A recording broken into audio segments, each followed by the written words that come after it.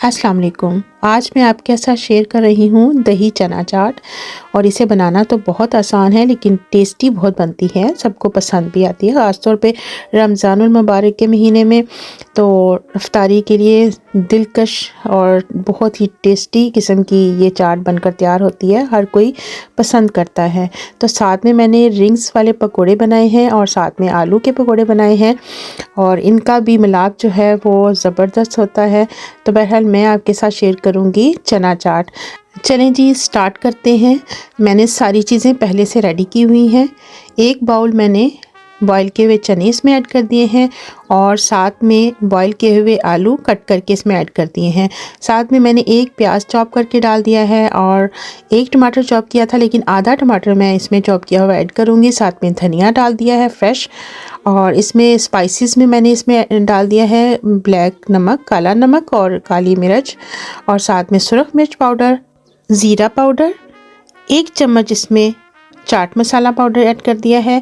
इन सारे स्पाइसेस को मिक्स करने के बाद इसमें मैं डाल दूंगी इमली की चटनी। इमली की चटनी से इसका टेस्ट और भी दोबाला हो जाता है। और इसके बाद मैं इसमें ऐड कर दूंगी दही मेल्ट किया हुआ। एक चीज़ नोट कीजिएगा, जितने चने और आलू वगैरह का मसाला होगा उतना ही आप दही ऐड करें। मैंने आधा किलो तकरीबन ये सारी चीज़ें ऐड की हैं और उसके बाद इसमें मैंने आधा किलो ही दही ऐड कर दिया है। तो मेल्ट किया हुआ दही ऐड करने के बाद इसके ऊपर जो बची हुई लवासमात हैं, जो स्पाइसेस और आलू और चने वगैरह हैं, वो मैं ऐड कर दूंगी। इस तरह चना चाट भरपूर तरीके से जायकेदार बनकर तैयार होगी।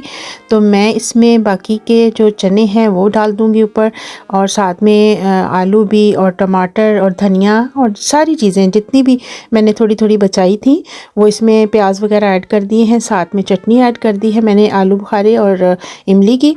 इसका भी टेस्ट बहुत ही मज़े का आता है। ये सारी चीज़ें आप मिला के चना चाट बनाएं दही वाली तो यकीन करें कि आप उंगलियां चाटते रह जाएंगे अपनी, इतनी मज़े की बनती है। और इसके ऊपर मैंने थोड़ा सा गार्निश करने के लिए मिनी टमाटो जो सैलड के होते हैं वो काट के ऐड कर दिए हैं। जो चीज़ हम बना रहे हैं अगर खाने के साथ साथ दिखने में भी दिलकश हो तो उस चीज़ का तो मज़ा ही अलग है।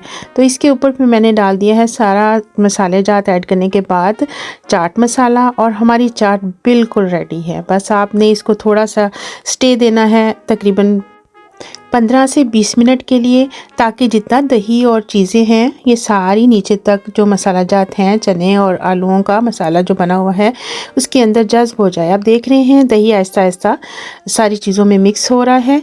तो ये तकरीबन 15 से 20 मिनट के अंदर अंदर हमारी चाट बहुत अच्छे से रेडी हो जाएगी।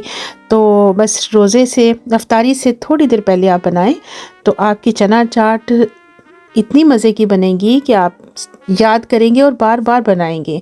तो मैंने साथ में आलू और रिंग्स वाले पकोड़े बनाए हैं, साथ में चटनी है, साथ में दही चना चाट बनाई है। तो लाजवाब इफ्तारी बनी है, आप भी बनाएं और आपको कैसी लगी है मुझे ज़रूर बताइएगा।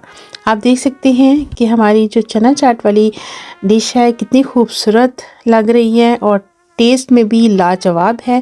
आप भी अपनी क्वांटिटी के हिसाब से इसी तरह मसाले वगैरह ऐड करके तो बनाइएगा, यकीनन आपको पसंद आएगी। एंजॉय करें और आप जहाँ जहाँ से भी देख रहे हैं मेरी वीडियो, अल्लाह ताला आपको हमेशा खुश रखे, हमें भी दुआओं में याद रखिएगा। अल्लाह हाफिज़।